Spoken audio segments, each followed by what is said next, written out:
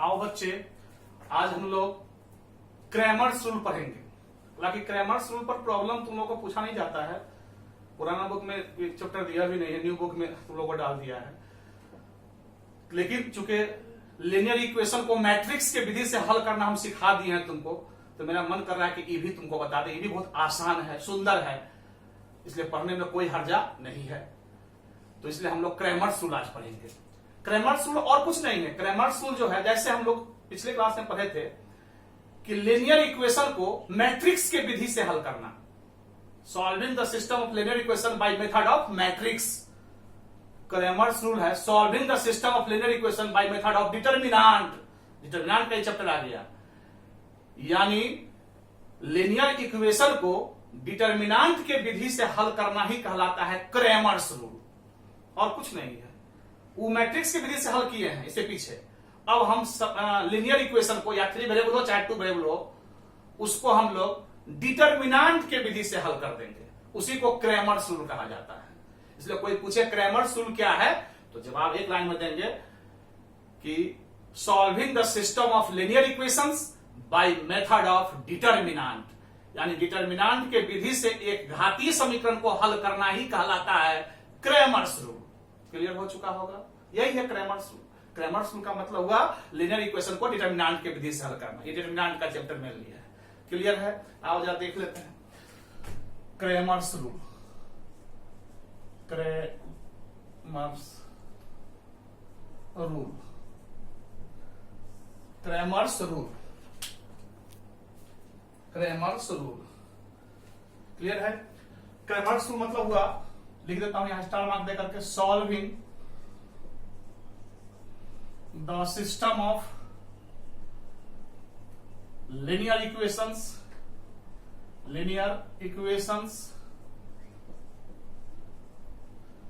by method of determinant,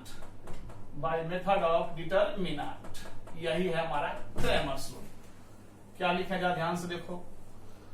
solving the system of linear equations को bye method of determinant, यानी determinant के विधि से हल करना ही क्रैमर बताया था। क्रैमर साहब, क्रैमर्स रूल जो है वो डिटर्मिनेंट के विधि से लीनियर इक्वेशन को हल करने का तरीका है, इसी को बोलते हैं क्रैमर्स रूल।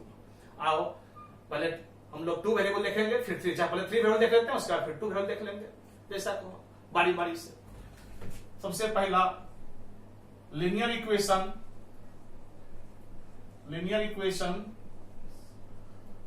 ऑफ 3 वेरिएबल,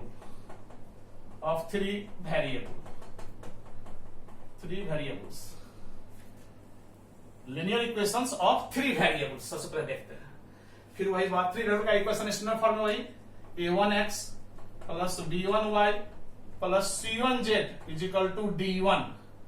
दूसरा a2x plus b2y plus c2z is equal to d2।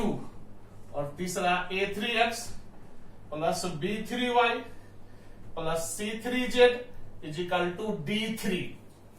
ऐसे ही 3 इक्वेशन हम लोग को दिया रहेगा एक्स वाई जेड में। इक्वेशन फिर हम बोलते हैं वही स्टैंडर्ड फॉर्म में कर लेना, यानी एक्स वाई जेड वाला एक तरफ और कांस्टेंट वाला टर्म एक तरफ होना चाहिए, जैसे मैं स्टैंडर्ड फॉर्म में दिया ही। ऐसे ही तुमको इक्वेशन दिया रहेगा, कोई कहेगा क्रैमर्स रूल से इसको सॉल्व कीजिए, एक्स वाई जेड का वैल्यू निकालिए। तो आओ कैसे निकालते हैं। यहां सबसे पहले हम लोग 4 डिटर्मिनेंट बनाएंगे, 4। क्या क्या जा, ध्यान से देखो। सबसे पहले डेल्टा ट्रायंगल नहीं पढ़ना, ये डेल्टा है, डेल्टा इसको पढ़ेंगे। डेल्टा हमारा डिटर्मिनेंट होगा वेरिएबल के कोफिशिएंट का। क्लियर है, वेरिएबल के गुणांक का, यानी a1 b1 c1, a2 b2 c2, a3 b3 और c3। ये हमारा डेल्टा हो गया। क्लियर है। इसके बाद हम दूसरा मानेंगे डेल्टा 1। तो ध्यान से देखना, डेल्टा 1, ये डेल्टा 1 क्या है देखो। हाँ, एक बात यहां पहले बोलेंगे कि डेल्टा इज इक्वल टू इतना मानेंगे, and delta does not equal to 0। देखो क्या बोला, डेल्टा जो होगा वेरिएबल के कोफिशिएंट से बनाएंगे, और इस डिटर्मिनेंट का वैल्यू पहले निकाल लेंगे। इसका वैल्यू 0 के बराबर नहीं होना चाहिए, अगर इसका वैल्यू 0 के बराबर हो गया तो क्रेमर्स रूल फेल है, तो क्रेमर्स रूल से एक्स वाई जेड का मान नहीं निकलेगा। इसलिए आप पहले हम ये चेतावनी दे दिए हैं, ऐसा नहीं कि काम कर लेना तब बाद में निकालना तो बेकार का काम हो जाएगा। इसलिए पहले इस डिटर्मिनेंट का वैल्यू निकाल के देख लेना, इसका वैल्यू 0 के बराबर नहीं होना चाहिए, तभी काम को फिर आगे बढ़ाएंगे। आओ अब डेल्टा 1 मानेंगे। डेल्टा 1 क्या होगा, देखो डेल्टा 1 होगा, ध्यान से देखना, डेल्टा 1 डिटर्मिनेंट कैसे तैयार करते हैं, कांस्टेंट वाला को सबसे पहले लिख देंगे, कांस्टेंट वाला को ऐसे D1 D2 D3, और उसके बाद x वाला टर्म को नहीं लिखेंगे कोफिशिएंट का, y और z का जो कोफिशिएंट होगा वो लिख देंगे, यानी ऐसे B1 B2 B3 और C1 C2 C3। तुम लोग समझ चुका होगा। डेल्टा 1 हो जाएगा, पहले कांस्टेंट वाला को लिखेंगे तीनों को, उसके बाद x वाला को नहीं लिखना है, y वाले को लिखेंगे, y का जो कोफिशिएंट होगा, और उसके बाद z का जो कोफिशिएंट होगा वो डेल्टा 1 हो जाएगा। इसी प्रकार से डेल्टा 2 हमारा डिटर्मिनेंट होगा, पहले x को ले लेंगे ऐसे A1 A2 A3 यानी x का कोफिशिएंट, और y का जो कोफिशिएंट होगा वहां पर कांस्टेंट टर्म आ जाएगा, यानी कांस्टेंट टर्म धीरे धीरे बढ़ता है, यानी ऐसे D1 D2 और D3। क्लियर है? और फिर z का जो कोफिशिएंट होगा C1 C2 C3 जो कहते हो लिखेंगे। समझ में आ रहा है?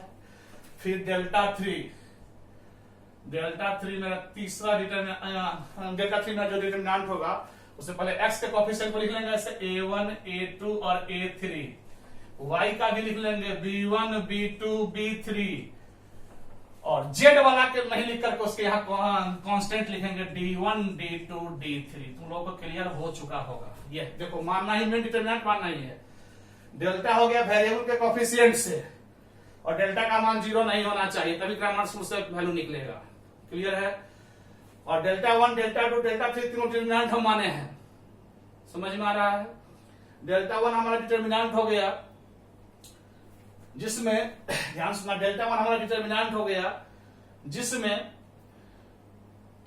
जैसे ये समझो कि डेल्टा 1 से हमको x का वैल्यू निकलेगा, तो x वाला चीज को ढकेंगे तो उसका जगह पर कांस्टेंट डालेंगे तो D1 D2 D3, B1 B2 B3 और C1 C2। डेल्टा 2 से समझना y का मान निकलेगा, तो x वाला का तो जगह तो लिख देंगे, y के जगह पर एक कांस्टेंट आ जाएगा, यानी D1 D2 D3 और C1 C2 C3 जो कहते हो।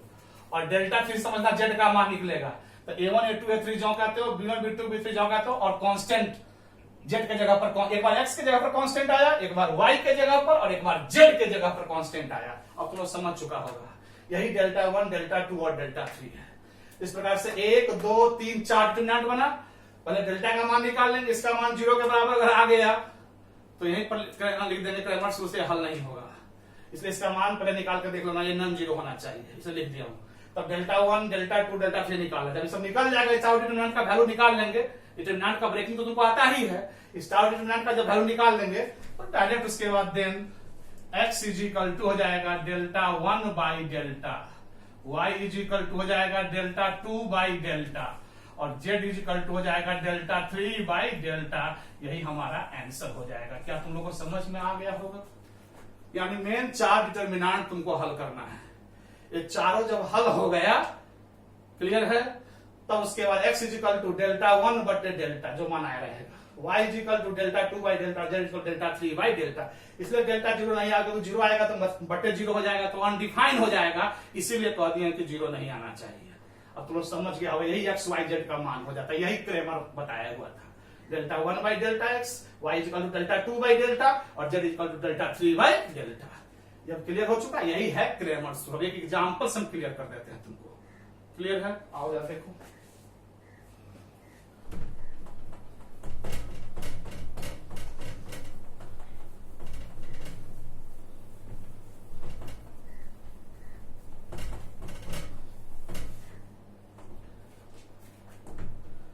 एक एग्जांपल ले रहे हैं, 2x minus 3y, 2x minus 3y, 2x minus y plus 3z is equal to 9, और एक x plus y plus z is equal to 6, और x minus y plus z is equal to 2, 2x minus y plus 3z is equal to 9, x minus y plus z is equal to 6, x plus Y plus Z is equal to 6 और x minus Y plus Z is equal to 2।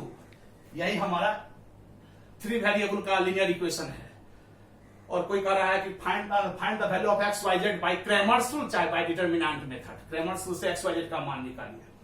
तो आओ solution, सबसे पहले हम लोग delta, पहले standard form equation कर लेंगे, लेकिन यहाँ इक्वेशन ऑलरेडी हमारा स्टैंडर्ड फॉर्म में है। क्लियर है? तो आइए तो सबसे पहले डेल्टा हम लोग माने। Let delta is equal to, delta क्या हो जाएगा?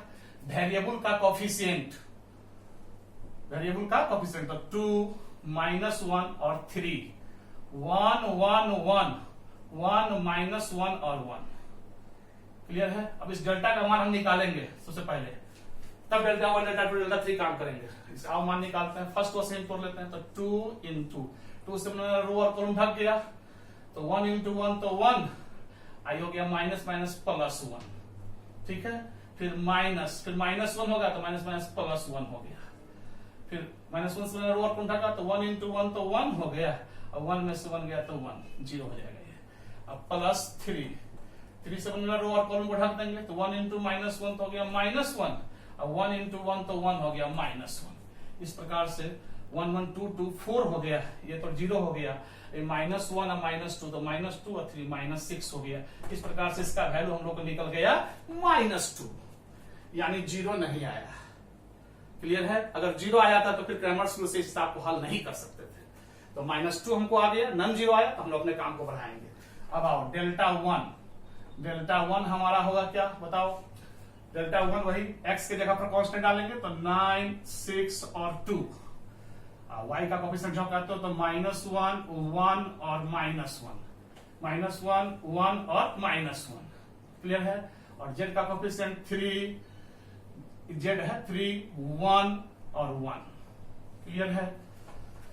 z का कोफिशिएंट 3, z का कोफिशिएंट 1, z का कोफिशिएंट इसलिए 3 1 1 हमने लिया है। क्लियर है? अब आओ इस डेल्टा 1 का वैल्यू निकाल लेते हैं। यहां पर हम फर्स्ट रो से ही तोड़ते हैं। फर्स्ट रो से क्या हो जाएगा? 9 इंटू 9 से बनने वाला रो और कॉलम ढक गया तो 1 इंटू 1 तो हो जाएगा 1, अब -1 तो माइनस माइनस प्लस 1 हो जाएगा। क्लियर है? फिर -1 तो माइनस माइनस प्लस 1 हो गया। -1 से बना रो और कॉलम ढक गया तो 6 इंटू 1 तो हो गया 6, और 2 इंटू 1 तो 2 हो गया तो -2। क्लियर है? फिर प्लस माइनस प्लस, फिर प्लस 3 हो जाएगा। 3 से बनने वाले रो और कॉलम को ढक देंगे, 6 इंटू -1 हो जाएगा -6, और 2 इंटू 1 तो 2 हो जाएगा, यानी -2। क्लियर है? इसका वैल्यू निकाल लेते हैं तो हो जाएगा 1 इंटू 2 1 प्लस 1 2, 9 इंटू 2 तो 18 हो गया। 6 में से 2 गया, 4 इंटू 1 तो 4 हो गया, और -6 -2 तो -8 और +3 तो -24 हो गया। यहां तक समझने में किसी को दिक्कत? और इस प्रकार से 18 और +4 हो गया 22, और 22 में से 24 गया तो ये भी हमारा निकल गया -2। डेल्टा 1 क्लियर हो गया।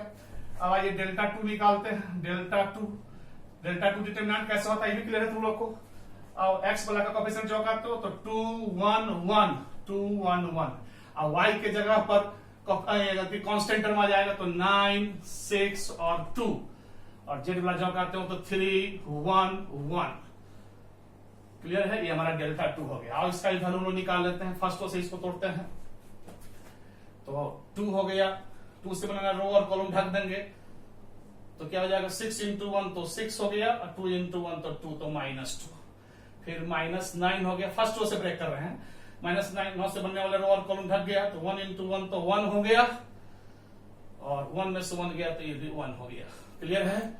फिर +3 से रो और कॉलम ढक गया तो 2 इंटू 2, अब -1 इंटू 6 तो 6 हो गया। क्लियर है? इस प्रकार से हमारा इसका वैल्यू हो गया। 6 में से 2 गया तो 4 इंटू 2 तो 8 हो गया, ये तो 0 हो गया। 2 में से 6 गया तो -4, अब -4 और 3 तो हो गया -12, और इस प्रकार से -4 इसका वैल्यू हमारा निकल गया डेल्टा 2 का। क्लियर है? अब आओ डेल्टा 3 इज इक्वल टू, अब डेल्टा 3 डिटरमिनेंट हम लोग फिर ऐसे ही x वाला जो कहते हो तो 2 1 1, y वाला भी जो कहते हो तो -1 1 और -1 1 और माइनस, और z के जगह पर कांस्टेंट टर्म तो 9 6 और 2। क्लियर है? अब इसका वैल्यू हम लोग निकाल लेते हैं। फर्स्ट से ही तोड़ता हूं तो 2 इंटू 2 से मैंने रो और कॉलम ढक गया, तो 2 इंटू 1 तो 2 हो गया। अब -6 तो माइनस माइनस प्लस 6 हो जाएगा। क्लियर है? फिर माइनस 1 है तो माइनस माइनस प्लस 1 हो गया। -1 से मैंने रो और कॉलम ढक गया, तो 2 इंटू 2 और 1 इंटू 6 तो 6, तो 2 माइनस 6। फिर प्लस 9 से मैंने रो और कॉलम ढक गया, 1 इंटू -1 तो हो जाएगा -1 और 1 इंटू 1 तो 1 तो -1। इस प्रकार से वैल्यू हो गया 6 प्लस 2 तो 8 हो गया। 8 प्लस 2 हो गया 16 और 2 में से 6 गया तो -4 इंटू 1 तो -4 और -1 -2 इंटू 9 तो -18। क्लियर है? इस प्रकार से हो गया -18 अब प्लस -4 -22, 16 में से -22 गया तो -6 हो गया। यहां तक समझने में किसी को दिक्कत? तो इस प्रकार से हम लोग डेल्टा 1, डेल्टा 2, डेल्टा 3 का मान निकाल लिए। अब यहां पर मैं बना रहा हूं, जरा ध्यान से देखना। अब यहां से नाउ x इजिकल टू क्या पढ़े हम लोग? Delta 1 by delta. इस प्रकार से डेल्टा 1 का वैल्यू क्या है हमारा? -2। अब बाई डेल्टा का वैल्यू क्या है? -2, तो -2 बाई -2 यानी 1 हमारा आंसर आ गया, x का वैल्यू निकल गया। इसी प्रकार से y का वैल्यू क्या हो जाएगा? पढ़े हैं डेल्टा 2 बाई डेल्टा। डेल्टा 2 का वैल्यू हम लोग क्या निकाले हैं? -4, तो -4 बाई -2, तो इस प्रकार से 2 हो गया हमारा आंसर। Minus minus cancel 2। और लास्ट में z इजिकल टू क्या पढ़े हैं? Delta 3 by delta. डेल्टा 3 हमारा क्या निकला? -6, तो -6 बाई और डेल्टा हमारा क्या है? -2, तो इस प्रकार से 3 निकला। यानी हम लोग का x का वैल्यू 1, y का वैल्यू 2 और z का वैल्यू 3 निकल गया। तो तुम लोग समझ चुका होगा, ये हमारा यही था क्रैमर्स रूल। तो कोई भारी नहीं है, डिटर्मिनेंट विधि से लीनियर इक्वेशन को हल करना है। ये तो 3 वेरिएबल था, अब इसी में 2 वेरिएबल होगा तो कैसा होगा वो भी तुमको दिखा देता हूं। जब तुमको समझ भी गया होगा लेकिन तो अभी हम दिखा देते हैं, जरा ध्यान से देखना।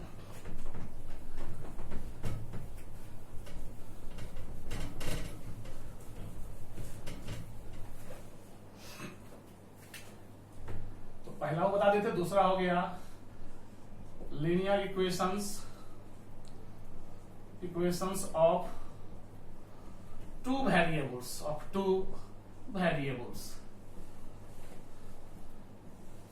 अब 2 वेरिएबल का इक्वेशन होगा तो कैसा होगा? a1x plus b1y is equal to c1, a2x plus b2y is equal to c2। X Y में जो इक्वेशन होगा ऐसा ही 2 इक्वेशन दिया रहेगा 2 वेरिएबल का।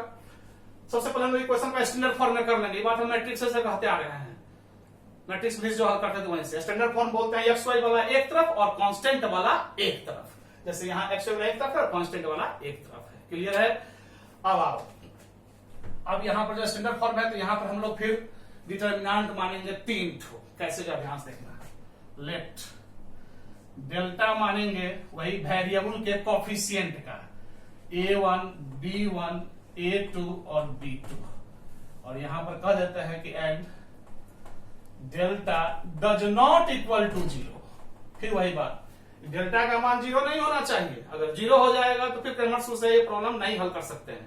जैसे 3 वेरिएबल बताया वैसे ही 2 वेरिएबल है, कोई अंतर नहीं है। इस प्रकार से डेल्टा हम लोग हो गया a1 b1 a2 b2 और इसका मान 0 के बराबर नहीं होना चाहिए। 0 के अलावे कुछ होगा तभी हम लोग क्रैमर्स रूल का यूज कर सकते हैं।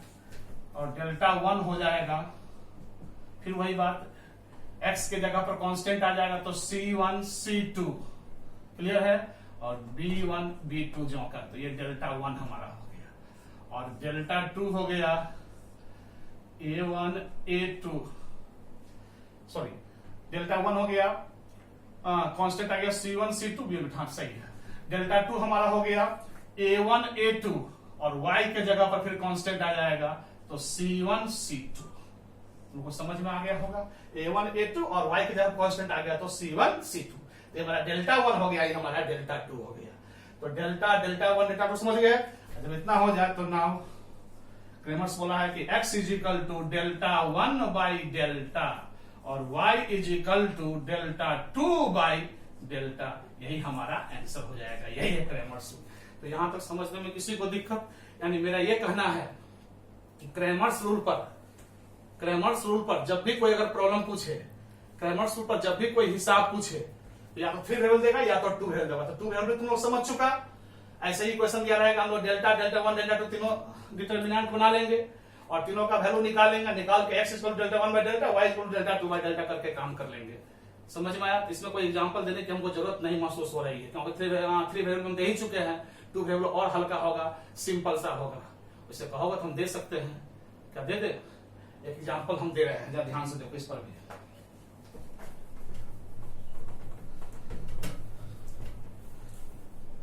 जैसे x plus y is equal to 3 और 2x plus 3y is equal to 4, जैसे यही दे दिया। ये लीनियर इक्वेशन ऑफ 2 वेरिएबल है। क्रैमर्स रूल से इसको हल कीजिए, सॉल्व कीजिए। तो आओ यहां पर देखो, सबसे पहले let delta is equal to, सबसे पहला हम लोग डिटरमिनेंट बनाएंगे वेरिएबल के कोएफिशिएंट का। क्या जाएगा? 1, 1, 2 और 3। क्लियर है? इसका वैल्यू पहले निकाल लेंगे। तो 1 इंटू 3 तो हो गया 3 और 2 इंटू 2 तो 2 हो गया, 3 में से 2 गया तो 1 हो गया। किसी को दिक्कत? अगर यहां 0 आ जाता तो फिर क्रैमर्स रूल हम नहीं बना सकते थे। ये नॉन जीरो, इसलिए हम लोग क्रैमर्स यूज कर सकते हैं। अब डेल्टा 1 बता चुके हैं।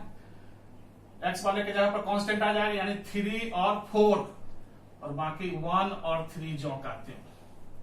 क्लियर है? 3 और कांस्टेंट हमारा 3 और 4 है, तो 3, 4 और y का कोएफिशिएंट 1 और 3 और इसका वैल्यू निकालेंगे तो 3 इंटू 3 तो 9 हो जाएगा और 4 इंटू 1 तो 4, तो 9 में से 4 गया तो क्या हो गया? 5 हो गया। और अब डेल्टा 2 निकाल लेंगे।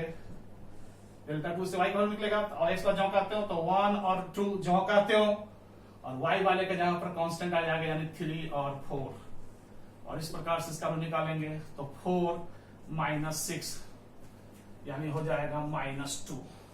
तो डेल्टा 1 डेल्टा 2 निकल चुका। तो now x is equal to delta 1 by delta, delta 1 by delta. और इस प्रकार से डेल्टा 1 हमारा निकला हुआ है 5 बाई 1, 5 बाई 1। तो इस प्रकार से हमारा आंसर हो गया 5। क्लियर है? डेल्टा हमारा 1 है। y इज इक्वल टू हो जाएगा डेल्टा 2 बाई डेल्टा, डेल्टा 2 हमारा निकला है -2। अब बाई डेल्टा हमारा 1 है तो -2 बाई 1 तो हो जाएगा -2। क्लियर हो गया? इस प्रकार से x इक्वल टू 5 निकल गया और y इक्वल टू -2 निकल गया। समझ में आया? तो इस प्रकार से क्रैमर्स रूल से तुम लोग लीनियर इक्वेशन या तो 3 वेरिएबल रहे चाहे 2 वेरिएबल रहे उसको बनाना सीख गए। क्रैमर्स और कुछ नहीं था, solving the system of linear equation by method of determinant के विधि से लीनियर इक्वेशन को हल करने का तरीका क्रैमर्स बताया था, उसी को हम लोग बोलते हैं क्रैमर्स रूल। यहां तो समझने में किसी को कोई दिक्कत नहीं है। अब अगला क्लास जो होगा इसमें ये तो क्रैमर्स रूल से बता दिया, जब ये बता दिया तो एक और बता ही देते हैं, नेचर ऑफ सॉल्यूशन। यहां से भी नेचर ऑफ सॉल्यूशन की बात कर लेंगे, जैसे वहां पर है मैट्रिक्स नेचर ऑफ सॉल्यूशन, यहां भी नेचर ऑफ सॉल्यूशन होगा। तो अगला क्लास हम लोग पढ़ेंगे नेचर ऑफ सॉल्यूशन। क्लियर है? यहां तक समझने में किसी को दिक्कत नहीं? यहां तक तो क्लियर हो चुका होगा। सभी बच्चों को बहुत बहुत धन्यवाद और thank you for your patience.